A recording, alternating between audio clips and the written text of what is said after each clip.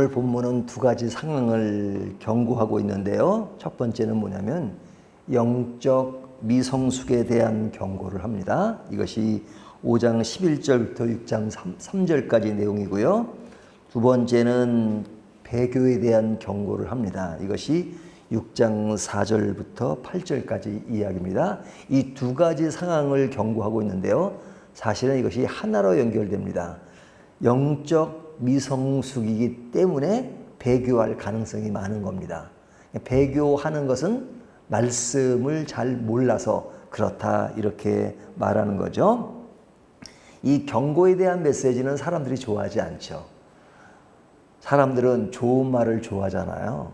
싫은 말을 좋아하는 사람은 없습니다. 하지만 싫은 말도 성도에게 주어진 말씀이죠. 우리가 성경을 보면 항상 위로하고 격려하는 말씀만 있는 것이 아니잖아요. 어떨 때는 강렬하게 경고하고 또 질책하는 그런 내용이 있습니다. 왜 질책을 하느냐? 왜 경고를 하느냐? 하나님이 성도를 사랑하기 때문에 그렇죠. 우리가 늘 잘하면 좋은데 잘못할 때가 많잖아요. 그래서 성숙한 성도를 만들기 위해서 때에 따른 강한 어조로 경고의 말씀을 합니다.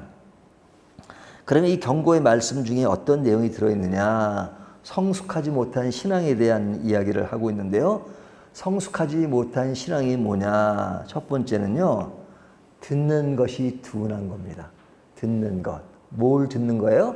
하나님의 말씀을 듣는 것이 둔한 겁니다. 11절을 보면 멜기세덱에 관하여는 우리가 할 말이 많으나 너희가 듣는 것이 둔함으로 설명하기가 어려우니라. 자, 듣는 것이 둔하니까 설명하기가 어렵다 이렇게 말하죠. 그러니까 듣는 것이 둔하니까 진도가 잘 나가지 않습니다. 그래서 맨날 그 자리에 머무를 수밖에 없는 거죠. 설명하기가 힘들어요. 왜 설명하기 힘드냐?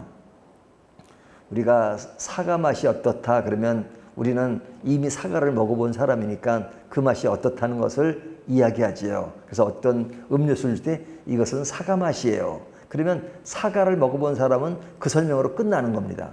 하지만 전혀 사과를 보지 못한 사람, 사과를 먹어보지 않는 사람에게 사과 맛을 설명하려면 인간의 언어로 사과 맛을 설명하기 힘들어요.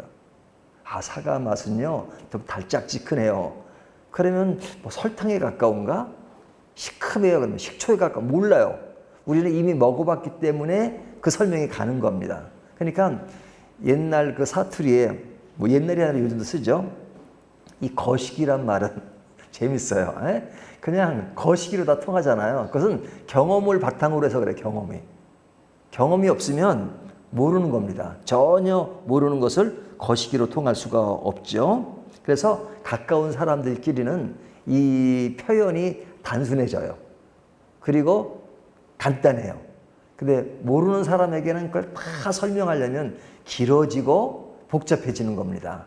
그러니까 둔함으로 설명하기가 어렵다. 이렇게 히브리서 기자는 말하고 있는 겁니다. 이 둔한 것은 신앙의 연륜과 비례하지 않습니다. 예수 믿은 지 오래됐다고 해서 많이 알고 그런 게 아니에요. 꼭 그런 건 아니란 말이죠. 12절을 보세요. 때가 오래되었으므로 너희가 마땅히 선생이 되어야 될 터인데 너희가 다시 하나님의 말씀에 초보에 대하여 누구에게서 가르침을 받아야 할 처지니 단단한 음식은 못 먹고 젖이나 먹어야 할 자가 되었도다. 그러니까 이 편지를 받는 사람들은 신앙의 연륜이 오래돼서 이제는 좀 더 선생이 되어야 할 수준인데 아직까지도 어린아이와 같다. 젖을 먹는 아이와 같다. 이렇게 이야기하고 있는 거죠. 그러니까 이것은 영양실조, 편식 이런 것 때문에 그렇죠. 그러니까 자기가 좋아하는 것만 먹어요. 말씀도 그래요. 늘 말씀. 제가 강해 설교를 하고 또 우리가 이 큐티를 이 매일 성경 본문에 하니까 좋은 점이 뭐예요? 편식은 안 하죠. 그러니까 6년 되면 성경 한 번씩은 다 한 번 이렇게 지나가고 그러잖아요. 그러니까 어떤 교회는 이 강의 설교하지 않고 목사님이 좋아하는 설교를 하다 보니까 평생 동안 그 목사님이 몇십 년 있었는데요. 그 목사님이 좋아하는 책만 하다 보니까 성경을 안 다룬 책들이 많단 말이죠. 그러다 보니까 한쪽에 치우쳐요. 뭐 갈라디아서, 그 다음에 로마서, 에베소서 이런 데만 집중하면 또 그 야고보서에 또 다른 면이 있잖아요. 그런 면이 약해질 수 있단 말이죠. 그래서 성경은 골고루, 말씀을 골고루 섭취하는 것이 중요하죠. 내가 좋아하는 말씀만 들으려고 해요. 왜? 내 신앙의 어떤 경험이 나를 지배하기 때문에 거기에 맞는 성경만, 그것과 좀 다르게 보이는 것은 좀 꺼려하죠. 예를 들면 아주 위대한 종교 개혁자 마틴 루터 같은 사람은 그 당시에 캐토릭에서 이게 어떤 칭의에 대한 개념을 깨닫고 강하게 개혁을 했잖아요. 그러다 보니까 이 종교 개혁자들이 갈라디아서, 로마서를 엄청 좋아했어요. 하지만 그 야고보서를 마틴 루터는 지푸라기 서신이라고 그랬어요. 그렇게까지 좀 비하시켰단 말이죠. 왜냐하면 그 어떤 행위에 대한 얘기가 많이 나오니까 구원은 믿음으로 그걸 은혜를 강조하다 보니까 그런 경우는 조금 약화시켰던 부분들이 있죠. 약간의 편견이 있었다는 거죠. 이런 편견은 내가 다 안다고 생각하면 그래요. 내가 다 아는 것이 아니라 우리가 말씀을 늘 보지만 그러나 볼 때마다 새롭잖아요. 그리고 모르는 것이 많잖아요. 그래서 말씀을 보면서 내가 늘 모르고 있다. 그런 것이 중요합니다. 마음이 닫혀 있으면 그렇고 또 자기 고정관념에 빠져버리면 그렇습니다. 우리가 어떤 늘 신앙생활을 하면서 들은 얘기들 있잖아요. 이 들은 얘기 중에는 어떤 고정관념들이 참 많습니다. 성경도 우리가 옛날에 뭐 주일학교 때부터 이렇게 들었던 얘기들 있잖아요. 그러니까 뭐 또 어떨 때는 찬송가 가사 그런 것들이 우리를 딱 지배하고 있어요. 동방박사가 몇 명입니까? 예수님이 태어날 때 동방박사가 몇 명이 왔어요? 3명이라고 했죠. 3명. 성경 어디에 3명이라고 써 있어요? 전혀 써 있지 않아요. 근데 3명이라고 생각해요. 왜? 한금과 유황과 모략 이 3개 선물이 왔으니까 뭐 선물 하나씩 했으니까 3명일 것이다. 그러잖아요. 하나님이 동물을 무엇으로 창조했죠? 말씀으로. 그러잖아요. 성경을 자세히 보세요. 하나님이 각종 동물을 흙으로 빚으사. 그러니까 성경을 조금만 자세히 보면 그런 것들인데 습관적으로 그냥 뭐 이렇게 넘어가는 경우가 많단 말이죠. 그래서 성경을 자세히 보는 것이 굉장히 중요합니다. 그래서 말씀 보는 훈련이 돼 있지 않으면 우리가 그냥 내 상식 수준에서 성경을 이해하고 그러다 보니까 내 상식이 더 우선돼요. 그러다 보면 늘 그 자리에 머물게 되는 것이죠. 그래서 장성한 자는 음식을 거부한다 그러죠. 14절 단단한 음식은 장성한 자의 것이니 그들은 지각을 사용함으로 연단을 받아 선악을 분별하는 자들이라. 단단한 음식이 필요하죠. 아이가 지금 3살, 4살 됐는데도 아직까지 젖을 먹고 있으면 비정상인 거죠. 이제는 밥도 먹어야 되고 단단한 음식을 고기도 먹어야 되잖아요. 그런데 나이가 들어서 늘 젖만 달라 그래요. 애가 10살이 됐는데 엄마 젖 줘. 그러면 되겠어요? 근데 이거 우스운 얘기잖아요. 하지만 성도들은 영적으로 그런단 말이죠. 늘 어려운 설교 싫어요. 무슨 교리를 따져요. 무슨 신학이 필요해요. 이런 사람들이 있어요. 하지만 신학도 필요하고 교리도 필요하고 다 필요해요. 물론 거기에만 너무 치중해가지고 어떤 성경 삶에 대한 부분을 놓치는 부분이 있긴 하죠. 하지만 늘 성경 말씀에 깊이 들어가야 됩니다. 근데 그런 것들은 우리의 어떤 지각을 통해서, 그래서 제가 늘 강조하는 게 뭐냐면 성경을 이해하려면 3가지를 꼭 이해해야 돼요. 하나님에 대한 이해, 인간에 대한 이해, 현실에 대한 이해. 이 3가지 균형이 있어야 성경을 제대로 이해합니다. 하나님에 대한 이해만 하면 바리새인이 돼요. 하나님은 인간에게 하신 말씀이기 때문에 인간의 상황을 고려해서 말씀하신단 말이죠. 그래서 인간에 대한 이해가 필요해요. 또 인간에 대한 이해만 하면 휴머니즘으로 빠지게 돼요. 또 이 현실에 대한 이해만 하면 기복신앙으로 빠지게 돼요. 그러니까 이 세 가지가 잘 균형을 잡혀야 돼요. 그래서 말씀을 읽을 때 하나님은 누구신가? 또 나는 누군가? 또 내게 주는 교훈은 무엇인가? 나의 현실은 어떤 것인가? 이런 것들을 잘 고려하면 좋죠. 그리고 장성한 신앙을 위해서는 우리에게 늘 연단이 필요합니다. 연단. 예? 많은 그런 시행착오, 넘어짐 이런 것을 통해서 신앙이 자라요. 그래서 유능한 배를 보는 선장은 파도가 치는 바다에서 배를 본 사람들이 이 배 운전을 잘합니다. 하지만 전혀 파도가 없고 하는 강가에서만 운전한 사람은 운전 실력이 고수준에 머무르단 말이죠. 그래서 우리가 늘 쉬운 것만을 원하면 안 돼요. 우리가 핸드폰 새로 나오면 굉장히 편리하잖아요. 그 편리함을 위해서는 그것을 조작하는 어려움을 감수해야 합니다. 그 단계를 넘어서야 좀 더 새로운 것을 누려요. 하지만 내가 이것도 귀찮고 저것도 귀찮고 그러면 그냥 통하는 것 외에는 할 수가 없어요. 말씀도 마찬가지죠. 말씀도 늘 고민하는 게 필요해요. 고민한다는 것은 생각하는 거죠. 늘 생각하고. 그래야 선악을 분별하느니라 이렇게 말씀하고 있죠. 선과 악을 구별한다는 거 이것이 말로 쉽지만 실제 생활 가운데 그것을 못하는 경우가 너무너무 많죠. 신앙은 성숙해 가야 하는데 그것은 도의 초보를 버리는 것이다 이렇게 말하죠. 6장 1절 그러므로 우리가 그리스도의 도의 초보를 버리고 그러니까 초보 수준에서 머무르면 안 된다는 거죠. 예? 늘 잘해야 된다. 예? 잘하기 위해서는 너무 뻔한 답으로 일관하면 안 돼요. 뻔한 답. 그러니까 우리가 이렇게 구역 예배나 이런 데 어떤 사람이 모여서 이제 자기 고민을 얘기합니다. 내가 남편과 이런 문제가 있어요. 그럼 그 문제가 사실은 간단한 문제가 아니잖아요. 근데 뻔한 답을 주는 경우가 있잖아요. 뭐 그런 거 신경 써요. 기도하세요 그래요. 그 기도한다는 말이 얼마나 좋은 말이에요. 하지만 어떨 때는 그 기도하라는 말이 상처를 줄 때가 있어요. 그 사람이 기도하는 것이 몰라서 그런 게 아니에요. 그러니까 뻔한 답을 줌으로써 상처를 줘요. 말씀을 몰라서 그래요. 그 사람이 말씀을 몰라서 그런 얘기를 하겠어요. 그러니까 저 사람이 무슨 이야기를 할 때는 그 뒤에 숨은 이야기가 무엇이고 무엇 때문에 고민하는 것이구나. 그래서 나도 그런 경험이 있는데요. 나도 그때 너무너무 원망스럽더라고요. 그러면서 제가 이런 경험 이렇게 얘기하면서 말씀을 끌어들여. 참 좋잖아요. 그런데 그런 거 다 무시해버리고 기도 안 해서 그래.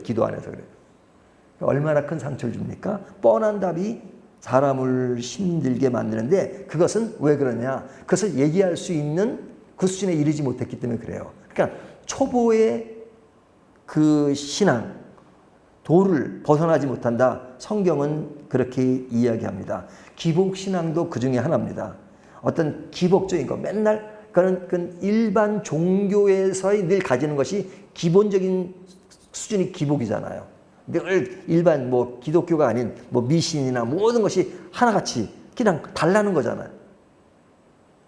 근데 그것이 기독교 신앙의 부족 대신에 성경이 되면 안 된단 말이죠.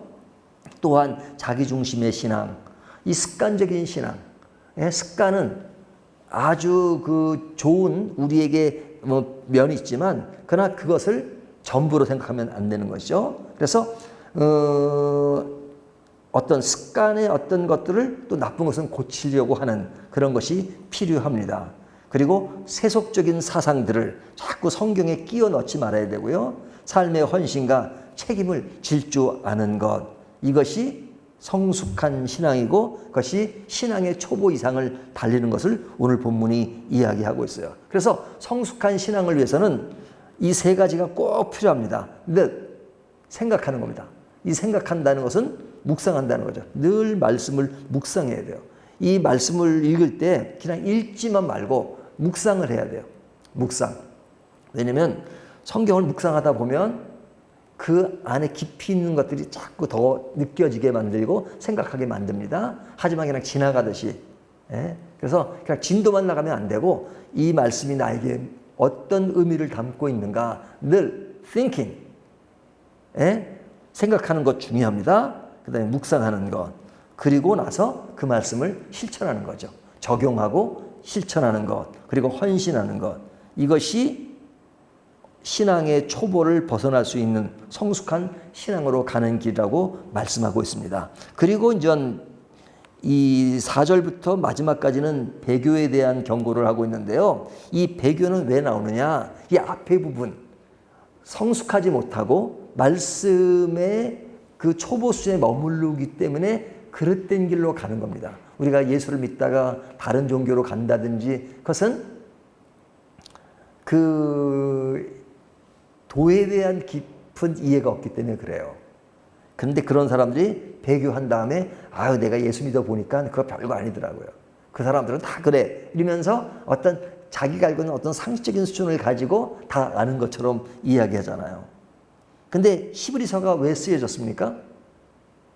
유대인들이 예수를 믿었는데 다시 유대교로 돌아가는 것에 대한 것을 방지하기 위해서 히브리서가 쓰여졌잖아요. 그래서 배교에 대한 이야기를 안 할 수 없죠. 근데 배교하는 자에게는 기회가 있는가?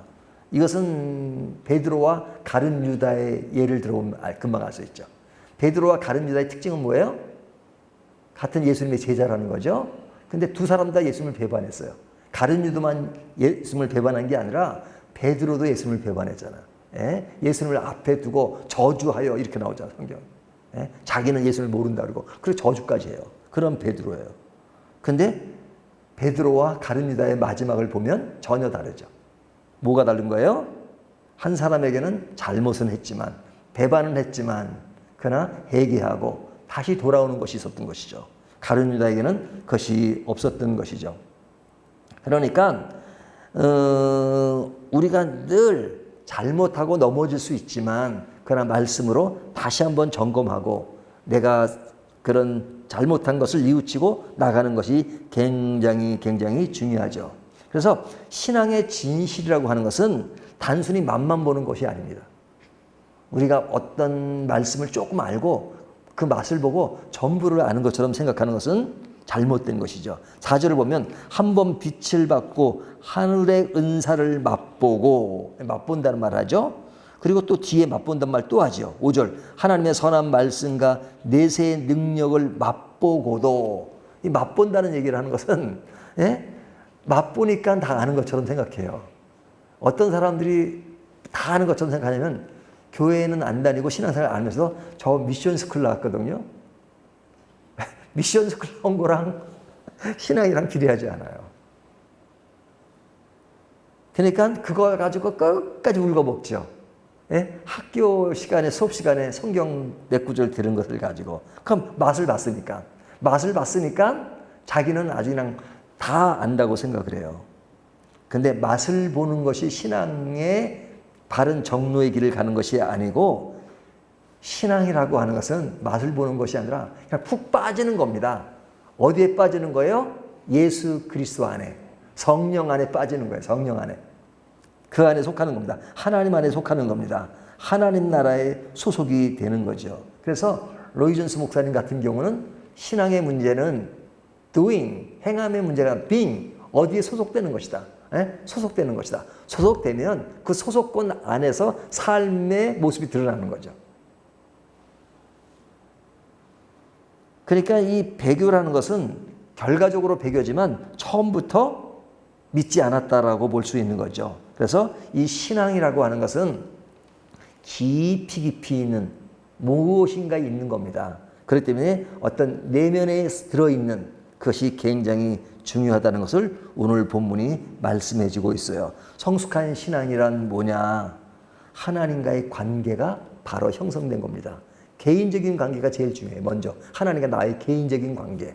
그 개인적인 관계가 형성되었으면 이제는 공동체적인 자세. 그것은 하나님 나라의 백성이 되었다는 거죠. 하나님 나라의 백성은 하나님 나라의 백성들이 있잖아요. 교우들과의 관계, 또 이웃들과의 관계, 이 공동체를 함께 섬기는 겁니다. 그러니까 나와 하나님과의 관계 속에서 내가 교회를 어떻게 섬겨야 되고 또 내 이웃을 어떻게 섬겨야 되고 내 옆에 있는 교우들을 어떻게 섬겨야 되고 하는 것들을 함께 이해하고 그리고 내가 이 나라에 사니까 이 나라에서 그리스도의 영향을 발휘하고 빛과 소금의 역할을 어떻게 감당하며 살 수 있는가 하는 것을 해야죠. 그래서 신앙은 이렇게 정리할 수 있어요.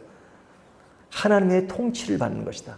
제가 늘 즐겨 쓰는 말 중에 하나는 뭐냐면 하나님의 가슴과 통치를 이해하는 것이다. 이것이 신앙이에요.